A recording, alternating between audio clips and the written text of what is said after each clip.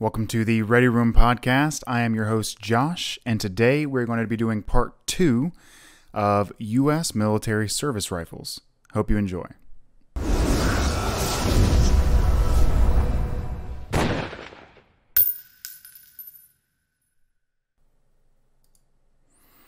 All right, so last week we covered U.S. service rifles starting from World War I. Mostly because I find everything before that less interesting than the stuff after that and of the early 1900s. And we ended on the M14. And today we're going to be going on forward up until, well, pretty much modern times. Before we get started, though, if you guys are on YouTube watching, thank you so much. Please comment, like, and subscribe. Hit the little notification bell so you can see any further episodes coming out or any other YouTube episodes that we may be doing that aren't the podcast specifically. If you're listening on the podcast sites, please leave a review and share with your friends. Those are the two number one ways to help out podcasts. Number one being review. Leaving reviews is huge. If you want to help out in other ways, though, sharing it with your friends or other like-minded individuals would be really, really appreciated. So we thank you guys so much for watching or listening. I just want to let you guys know a little update on the upload schedule for now until the baby is a little bit older. It's going to be looking more like it's every 2 weeks versus every week. It's getting really hard to actually find the time to get these episodes recorded and uploaded. So I'm doing my best. It's a new baby, so I'm trying. It's a little more stressful than previously, so we're doing our best. I still really enjoy recording these episodes. I just have to make sure that I can actually find the time to consistently upload. So I'm going to try to get it down to once every 2 weeks for now. If everything normalizes in the near future, then we'll push for every week again. And my wife will be eventually joining us back on the show. But right now, the majority of her time is taken up by our daughter, which is understandable. I help when I can, but I am no mother. So today is Father's Day. So happy Father's Day to any of those out there. The last episode we did, not last week, was in honor of Memorial Day. And I think it's kind of fitting that today we record part 2 of the U.S. service rifles. And it's Father's Day, honoring those fathers who fought for this country, right? A lot of men and women, but a lot of men, especially in the combat arms. So if you guys remember, if you listened to the last episode, we went over the Springfield 1903 and a few of its variants. We went over the Enfield Model 1917, or the 1917 Enfield, however you want to say it, the M1 Garand, and then we ended on the M14. And some of our listeners understood the joke of ending the episode by just saying the M14 existed, and that was it. That was all we said. We rag on the M14 platform quite a bit on this podcast. And the M14 was it was the U.S. military's shortest serving service rifle. Technically, it's still in use, just not as a service rifle, as the standard issue rifle, right? Its first introduction into serious combat was the Vietnam War, and then the U.S. military quickly phased the M14 out in favor of the M16. But I will give a little information on the M14 to appease those of you who didn't truly appreciate the joke. I know a couple of you let me know that you thought that was hilarious. If you guys didn't hear the last episode, as we got to the M14, I said, all right, last rifle of the episode, the M14 existed. Have a good night. Yeah, that was pretty much it. It was, I thought it was funny. I know some other viewers thought it was funny. If you didn't, calm your panties down.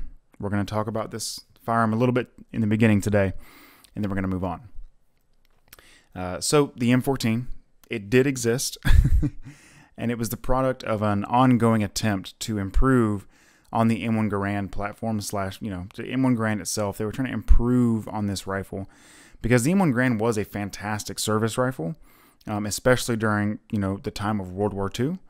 But following the end of the war, technology continues to push further and further development. So the M1 Garand became relatively outdated pretty quickly, okay? It was ahead of its time when it served in World War II, and directly after that, it was outdated. Technology was moving really quickly during this time frame, guys. If you don't know, war pushes technology faster than anything else. So the war ends and technology skyrockets. It shoots to the moon. especially with, a lot of captured weapon systems that other countries are examining between different countries. Some are working together, some are working opposed to each other, and they're spying and they're trying to figure out how to be more prepared for the next time it happens. And, the M1 Garand just became outdated really quickly. So they needed to find a way to improve on this system. And they thought they would just take this really well-working system and improve on it. And the M1 Garand had some big issues, the biggest of which being its weight. It was very, very heavy. And in my opinion, limited magazine capacity. Some say it's the lack of full auto, which we're going to get to here in a little bit. But the biggest issues were weight and limited magazine capacity. And these issues needed to be addressed to figure out the next service rifle, especially if they were going to base everything off of the M1 Garand to begin with. So through the late 40s and early 50s, they made modifications, and they made, modifications to allow the M1 Garand to have full auto capabilities and a detachable box magazine, which resulted in, I believe it was the T20 prototype. There were further prototype developments following. I mean, T20, I think there was a T44, T40. There's a lot of prototypes. If you want to look into the incremental development before the M14 even came about, you can look that stuff up. But there were a lot of prototypes changing different features. And they also worked on different cartridges. There were a couple cartridges that were presented as options that flopped. But they were trying to retain power but reduce recoil, because 30-06 was a pretty stout cartridge. And especially in full auto, 30-06 is, from a shoulder-fired weapon, not applicable. Not desired. Let's say it's not desired. It's a lot of power in 30-06. So by 1959, the M14 comes about and is actually officially adopted by the U.S. military in a select fire battle rifle form with a 20-round detachable box magazine and chambered in the new cartridge 7.62 by 5.1 NATO. And NATO just means, it's the NATO alliance, the North American Trade, or North Atlantic, North Atlantic Trade Organization. And all the allies of this alliance, I guess is the best way to put it, they wanted to standardize things, right? Because, if everyone's using the same cartridge, it makes things a lot easier. So, treaty organization, man, I messed up. I knew trade didn't sound right, so that's going to make me sound real stupid. I haven't actually spelled NATO out in years. I'm not going to edit it out. I said something stupid.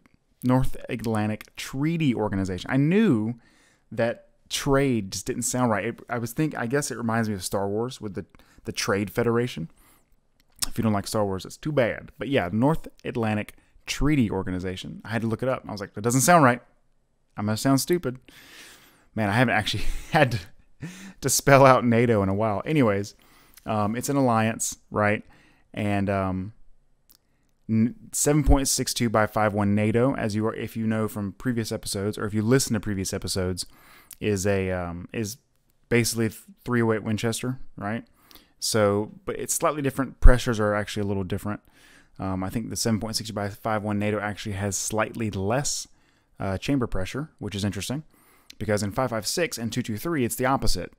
2.23 has less chamber pressure than 5.56 NATO. But either way, it's a standardization of a battle rifle cartridge.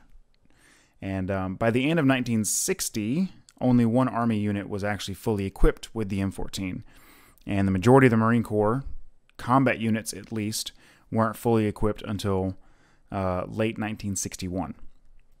So they push into the 60s before this actually gets adopted fully and starts to get fielded, right? Actually put into the hands of troops who are going to use them. And the M14 was supposed to replace not only the M1 Garand, but also the grease gun, the M1 carbine, and the BAR, the Browning automatic rifle. And these are a couple different, niches, right? The M1 Garand's an infantry service rifle, and the M3 grease gun is a submachine gun, which is a different use, The M1 carbine is a pistol caliber carbine that was supposed to be used by rear echelon troops to replace the 1911. It's supposed to be a little more compact and handy, but still have use. It saw a lot of use in the Pacific, especially. We know that. And then the BAR, the Browning Automatic Rifle, was that's a complicated mess, but it comes down to the fact that it was a single person served light machine gun, right? It wasn't crew served, although I don't know, that gets complicated because the BAR has a very complicated history. In fact, it was outdated by World War II. It was put into place to do walking fire, walking forward and firing from the hip to suppress people while people move forward around you. It only had a 20-round box magazine. I love the BAR. I'd love to own one. But by the time World War II came around, it was very outdated. It was very heavy. But it was a suppression system. It was suppressing fire until we learned, that you'd rather have a belt-fed machine gun for suppressive fire because 20 rounds goes pretty quick. So the M14 was meant to replace all of these in one. And as many militaries learn and are still learning for some reason, there is no such thing as a do-it-all firearm platform, just like there's no such thing as a do-it-all car or a do-it-all tool in your garage. A tool can do many things, but it can't do it all. And as it increases the amount of jobs it has, its efficiency in each one of those jobs lowers, okay? It can't be the best service rifle in the world if it's also trying to do these other 2 or 3 jobs. And the U.S. military learned that quickly because in full auto firing mode, the M14 was almost completely uncontrollable. Now, 308 or 7.62 by 5.1 NATO is more controllable than 30-06, but it's not controllable. Like, it's still a stout round. So, like I said, it does have less recoil than 30-06, but it just doesn't lend itself well to shoulder-fired full auto. Full auto, fired from a shoulder, especially, like an infantry rifle size thing fired from a shoulder, isn't really relevant if you can't actually hit what you're firing at. And like I said earlier, it's not like a real suppressive weapon platform because, like a belt-fed machine gun, because you've got 20 rounds. So you're not actually being efficient. If you want to suppress an area, you need a volume of fire, and 20 rounds is not enough to do that. So they learned really quickly that the M14 was not ideal in full auto. So semi-auto ended up being, the preferred firing mode.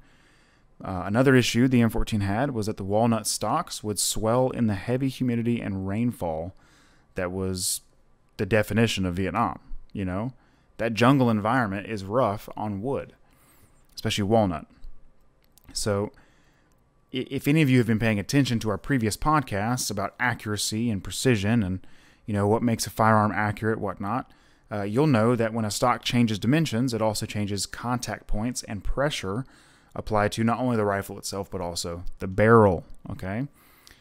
This problem completely and drastically affected accuracy for the M14. So it may have been reliable, but it was inaccurate. It was inaccurate in full auto fire because it was near uncontrollable.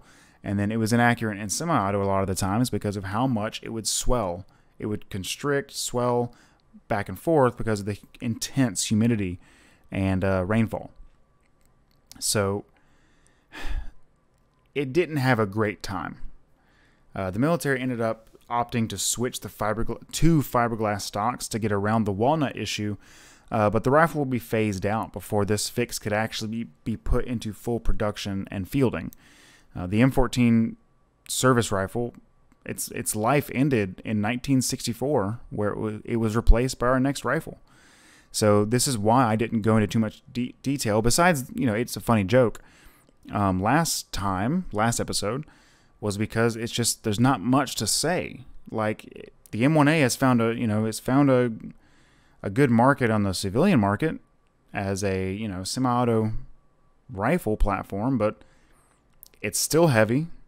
It's still not the most accurate thing in the world unless you want to pay well over $3,000.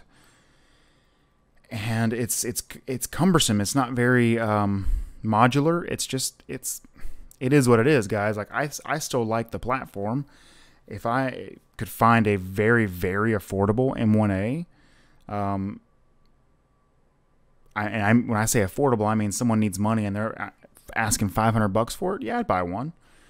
I'm never going to spend over $1,000 for it. It's just not my thing. It's nice. It's cool to shoot. It's fun, but I don't need it. It doesn't fit into any systems I need.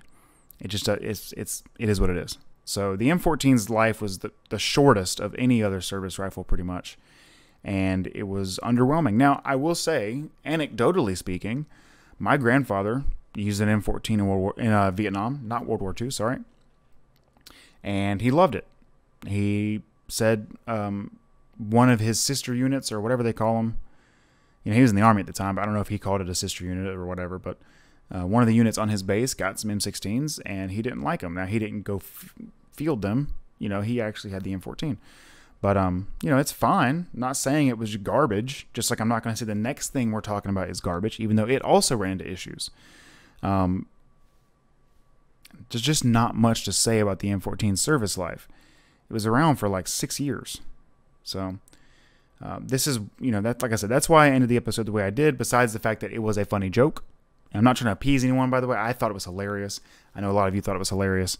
Some people were just confused. I'm trying to explain why. It was just a flop with the conflict that it fielded in. And like I said, its service life was around 6 years. There's just not much to say. In my personal opinion, I do believe that we should have adopted the FAL over the M14. For those of you who don't know, Fabrique Nationale, which is a Belgian company, FN, they produce the FAL, which is often called the right arm of the free world. It was bought all over the world and used for a long time, which is a different battle rifle. I think we should have adopted that over the M14. I think it would have performed a lot better in the jungle environment, but it most likely wouldn't have served any longer in the U.S. military than the M14, because the battle rifle concept would just be moved away from, as smaller cartridges moved into popularity around the world. The battle rifle idea has moved out of favor for quite a while. So I don't think the FAL would have lasted longer in service. I just think it would have performed slightly better. But that's a conversation for another time. If you want to know why we didn't adopt that, I would go look it up yourself. It's actually a very interesting thing, and we're going to talk on it a little more here in a minute. But next up, guys, is a very long section of this episode. It is the M16. And I don't think there's anybody listening who doesn't know what an M16 is. But if you don't, we're going to get into it. I'm going to go into some light, technical details, and then a lot of other variations and stuff like that. So the M14 was replaced by the M16 service rifle, or in quotes, rifle, caliber 5.56, M16, in quotes, because the military loves nomenclature that is just wordy. It's their favorite thing. Nothing could be called something simple. This platform is still serving in the U.S. military, as well as other countries around the world.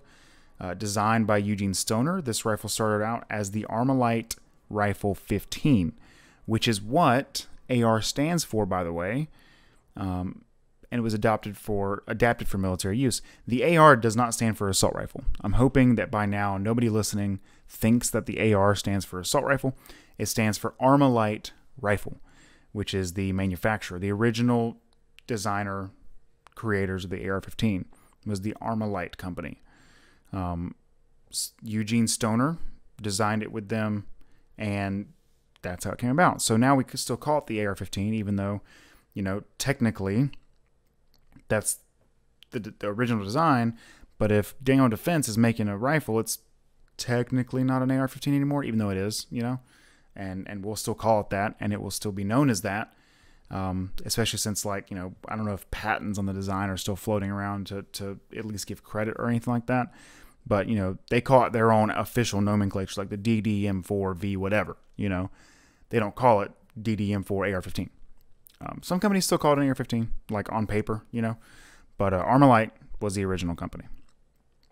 There's a ton of history out there on the development of this rifle platform and its adoption. So if you want to go look into that, go ahead. That's a deep dive. I'm not here for that today. No deep dives. very light information that gives you some history, right? Firearm adoption for the military has always been a very political thing, even though it shouldn't be.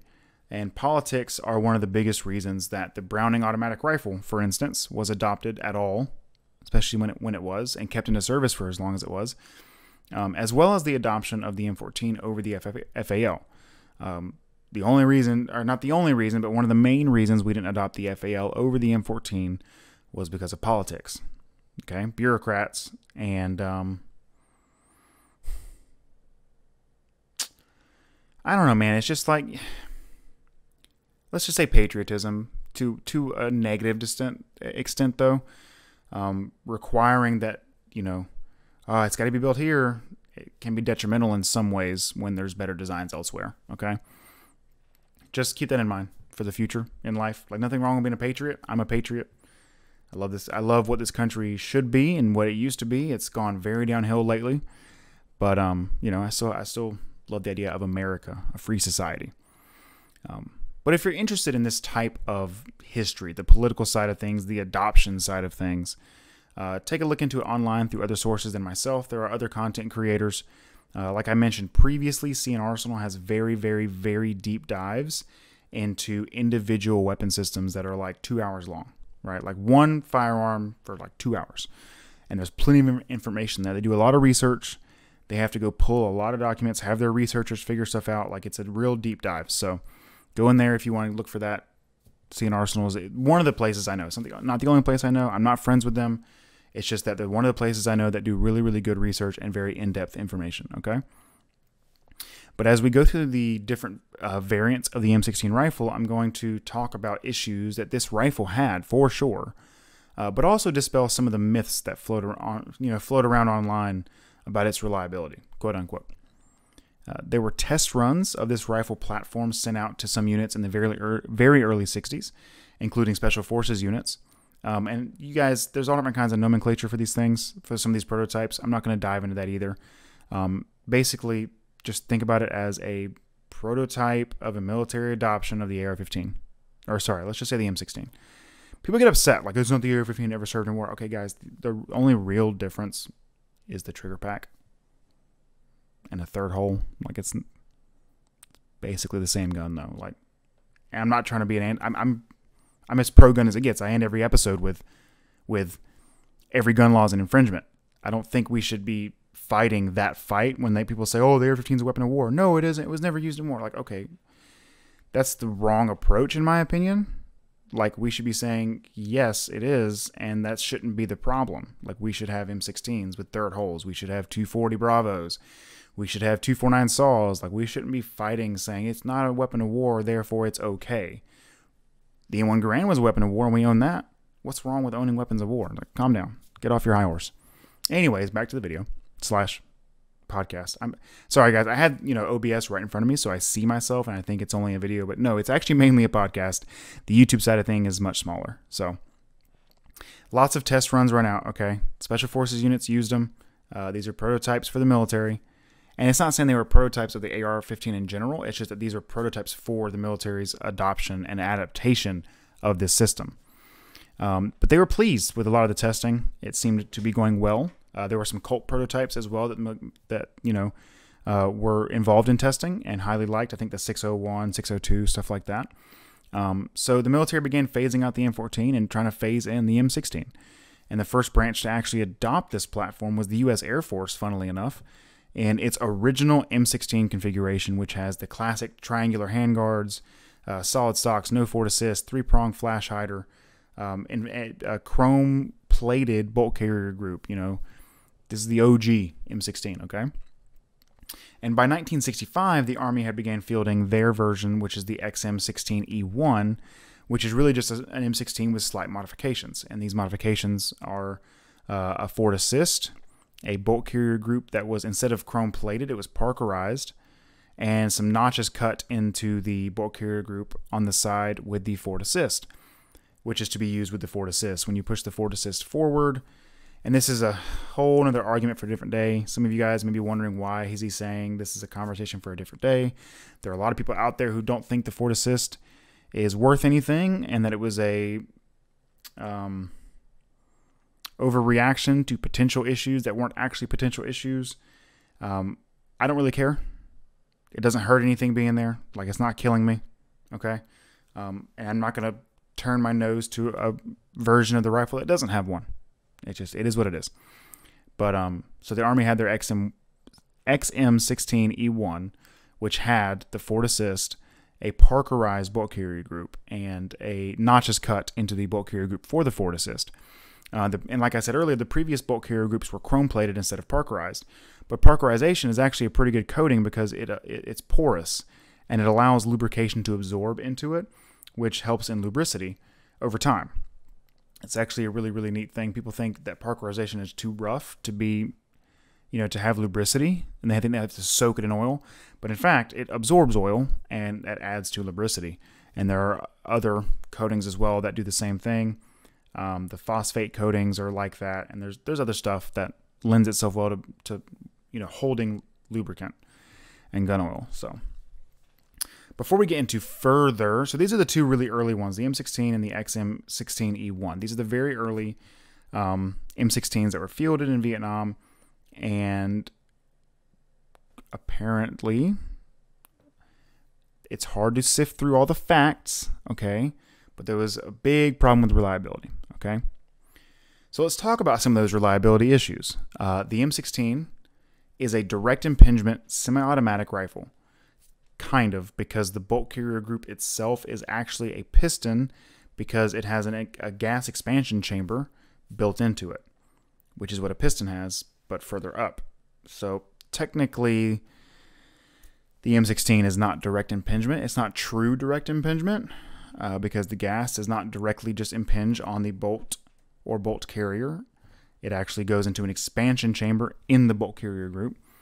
But so that's once again, that's deeper than we need to get into today. And the results of a direct impingement system is that all the gas and unburnt powder and carbon comes back into the upper receiver group from the gas system as it fires. And this just results in the receiver getting dirty over the course of firing. It's not the end of the world. There are tons of DI, direct impingement AR-15s that are on the market now that go tens of thousands of rounds without any issue. So yes, I understand the idea that, this thing poops where it eats, like it's putting dirt back into its, its operating cycle, but it's not unheard of. Like every single firearm, even piston guns do get dirty in their operating group, their cycle of operations area, without being a direct impingement. It's just the nature of the beast, guys. But don't get me wrong, DI is dirtier than a piston in that area. The piston gets just as filthy as the upper receiver does in a DI. If you have two AR-15s side by side, one's direct impingement, one's piston, they're both getting equally dirty. It's just where the dirt's going, right? So the DI will get dirtier in the upper receiver, and then the piston will get dirtier in the piston area. So it is what it is. You're just shifting where the dirtiness goes, okay? But soldiers using this rifle were not accustomed to the platform itself or the maintenance required to keep it functioning. And this was not helped by Colt advertising that it required very little maintenance to keep it functioning. And I believe this actually comes from them saying that the polymer didn't require a lot of maintenance, but they just said the rifle doesn't need as much maintenance because it's, space-age material and polymer. And it's like, well, it still gets dirty. It needs cleaning. So there was either a misunderstanding or poor advertising. Either way, people didn't think it needed much cleaning. And they didn't really know how to clean it properly to begin with. So that's bad. And in fact, there was so much problems with reliability reported that a congressional investigation into the reliability was conducted, and they went into the reliability of this rifle during Vietnam and found a few main contributing factors that caused issues. Starting off, the fact that originally soldiers were not issued cleaning kits with this rifle. They made do with what they had, which were almost all liquids that were not intended for the cleaning of firearms. Some people used vehicle fuel. Some people used, what was the other thing I saw that was really common? There was vehicle fuel and, man, something terrible for guns. I don't remember what it was. It was something corrosive. But there were a couple liquids that they were using to clean that were not meant to clean firearms. And this actually led to, bigger issues. This led to additional wear and tear that these rifles would not previously have accrued if they were cleaned properly. They had improper liquids inside of them causing more wear and tear. And they weren't even issued cleaning kits, guys. They literally weren't issued cleaning kits with the rifle. So this was a big issue. That wasn't just the rifle's fault.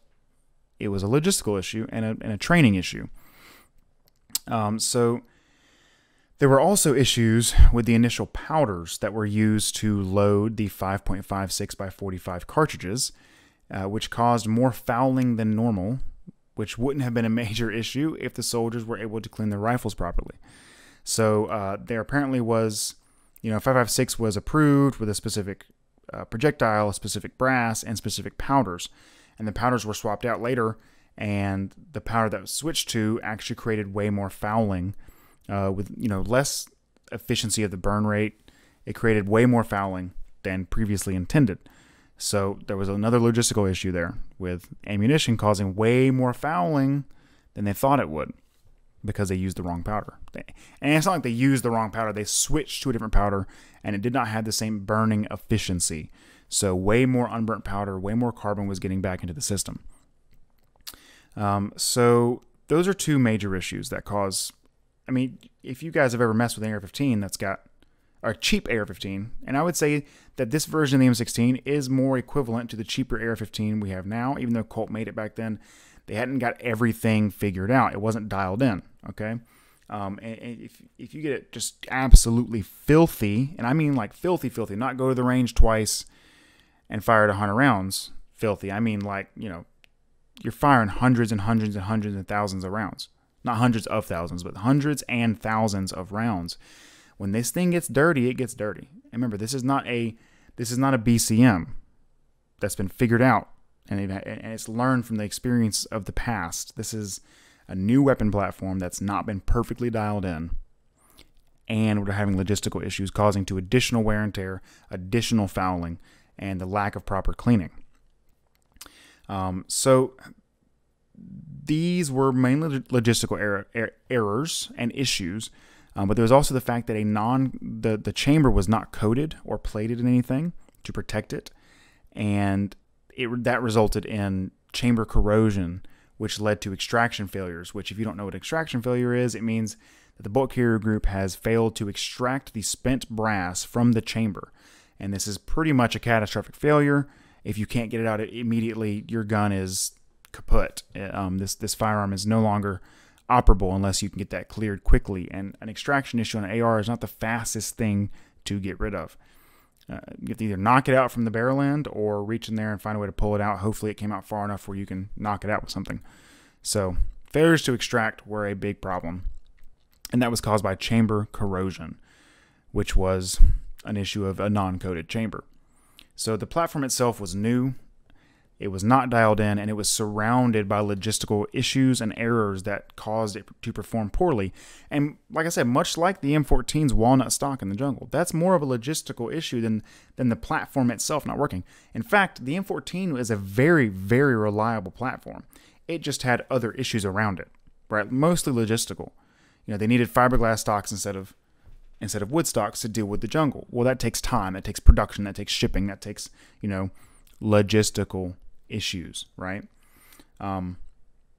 So the M16 wasn't amazing at first. It also had a 20-round box magazine, by the way, for those of you who, because I was like, well, M14 had a 20-round box magazine. What's wrong with the M16? It's a 20-round box magazine, or vice versa. Is it good? Is it bad? I don't care. 30 rounds are fine. In fact, I don't care if they push 60-round mags for issue.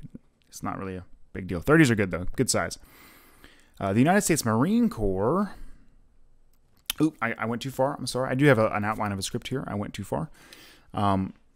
These issues did teach a lesson, is what I was going to say. So we have logistical issues and we have training issues that taught the U.S. military a lesson, and the logistical issues would eventually be fixed, and the platform would be further modified to increase its efficiency.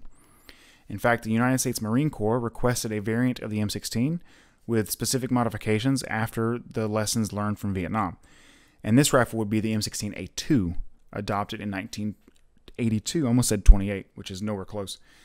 1982, first by the Marines, and then later in the 80s by the U.S. Army. And the modifications were as follows. Actually, a pretty big list, so listen up. There was standardized chambering specifications that went for all NATO firearms chambered in 5.56 by 45. Okay, there's something called STANAG, which is a huge list of standardizations. Okay, so the NATO 5.56 by 45 chambering was officially standardized, which led to less chamber issues. Okay, they also thickened the barrel forward of the gas block, which allowed for more rigidity, a little less chance of bending, a little better, wear resistance in full auto fire, but they left the middle of it still at the original profile so they could fit their 203 grenade launcher. And that government profile barrel has been going around since then. People still like it for some reason. I know a lot of guys who they feel like they have to get a government profile barrel for their AR-15, which you don't. The only reason that profile is there is because of the grenade launcher attaching. Back in the day, you're not giving yourself any advantage by getting a government profile barrel in modern times. Think about it, okay? They also added an adjustable rear sight fixture for windage and elevation. They were introducing new ammunition types with different bullet weights, so they needed sights that could accommodate the different ballistic trajectory of this ammunition. They introduced the birdcage flash hider style. I mean, technically this is the original birdcage flash hider. The one we know, which is more common, comes later, but it's still the birdcage flash hider. They got rid of the three-pronged one and switched to this one. They switched to a round handguard instead of the triangular handguard. A slightly longer buttstock. It was less than an inch, and in fact, I believe it was like 5/8 of an inch longer. And that buttstock was also made out of a tougher polymer than the original M16. And it included a cleaning kit compartment in the buttstock, a little space to tuck away some cleaning kit stuffs. They also included a brass deflector. The barrel's twist rate was changed to 1-in-7 to accommodate the new heavier ammunition that was being fielded. And full automatic capabilities were swapped for 3-round burst. So it's a big list of changes. And the majority of these were made for quality of life and new ammunition coming about. They fixed the powder issue. Okay, so they move on to heavier bullet weights, which needs a faster twist rate. And they learn from their mistakes, guys. They're trying to increase accuracy, trying to increase reliability, and then trying to increase usability. So you have your cleaning kit compartment. You've got adjustable sights to make it easier for the end user, because there's a bad what do you call it? A bad rap for grunts. I was a grunt. We all know how to use our firearm, but some people I know were not great at using their firearm, so they want to make usability as easy as possible. And this thing was used for a while. In fact, the M16A2 was decent. The M16A3, you hear about the M16A3 a lot less, but it was only used, or because it was only used by a small selection of units, and was completely identical to the A2, like completely identical, except for the fact that it had full auto capabilities again instead of the 3-round burst in its third position.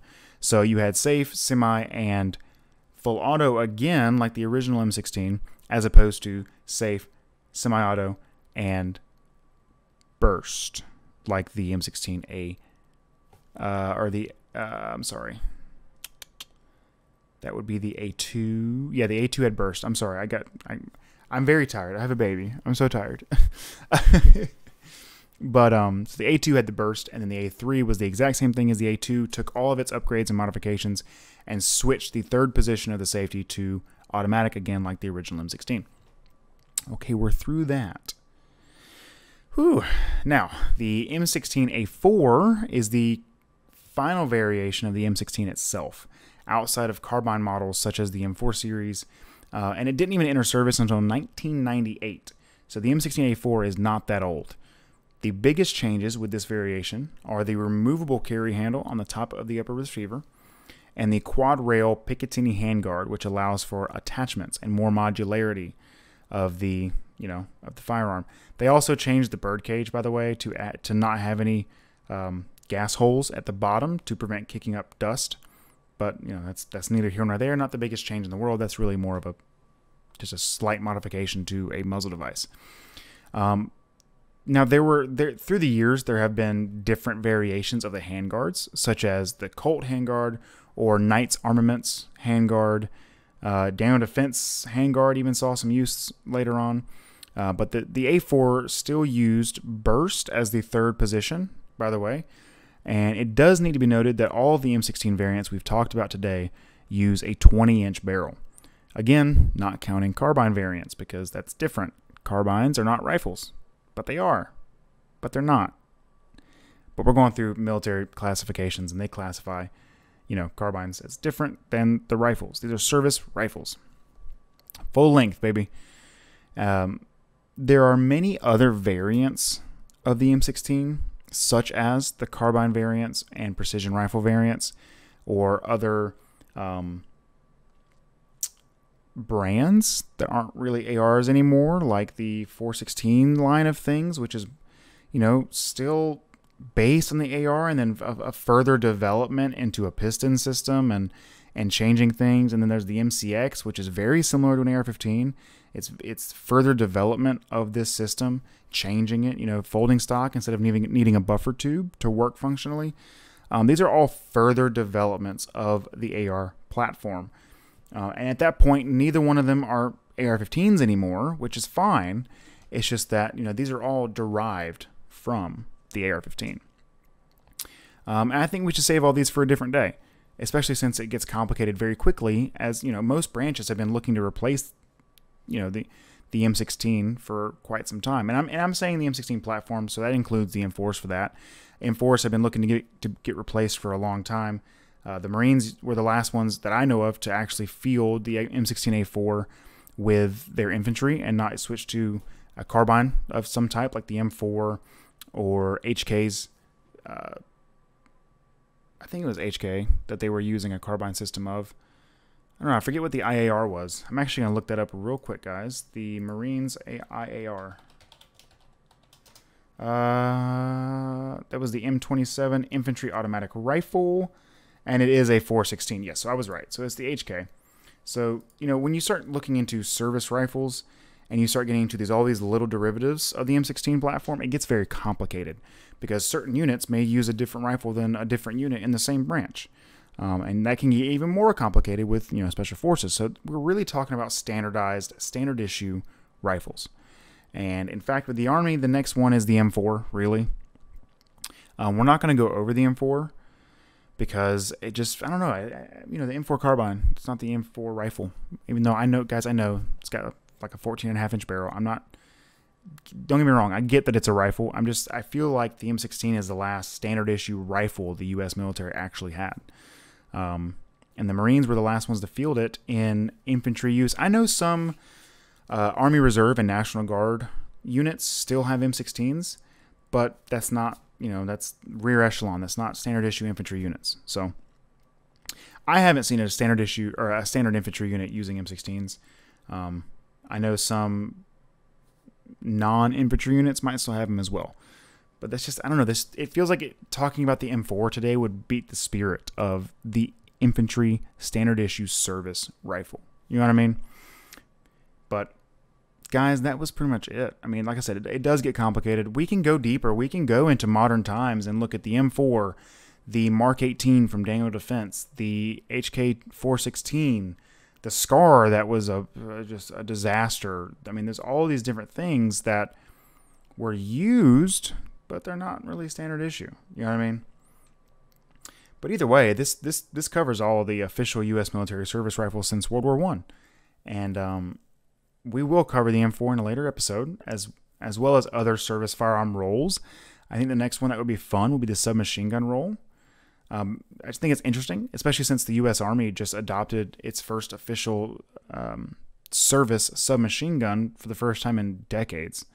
I mean, decades. So if you guys want to hear more, if you want to look into a certain service role of firearm, let me know. Maybe we'll look into a machine gun platform line, light machine guns or official service heavy machine guns or whatever, If you guys want something, talk to me. Hit me up. I am filtering through some emails of people who are interested on being on the podcast. So hopefully we'll get some more guests here soon. I'm trying to cut the chaff. And if you're hearing this, know that it does not mean you are the chaff. It's just that I haven't gotten to your email yet. So please be patient. There are people I need to talk to. I'm still trying to get some people up that I've already talked to before. So we're sorting everything out. We are going to keep having guests. So stay tuned for further episodes. I really hope you guys enjoyed this mini-series. It was just a 2-part, service rifles. We're still going to be having more guests, like I said, especially for the Gunsmiths of America series. Make sure to subscribe to our YouTube channel if you enjoy their content, or follow us on our favorite podcast sites. Your favorite podcast sites, whatever that may be, as long as it's not Pandora, because we're not on there because they suck. And find us on social media, Instagram, TBR Gunworks, or visit our website, which is going to be updated very soon to have some more information on it. That's also tbrgunworks.com. I think that covers everything, guys. I really appreciate you listening, and I really appreciate you watching if you're on YouTube. Thank you guys so much. Take care. Remember, all gun laws are an infringement. I'll see you next time.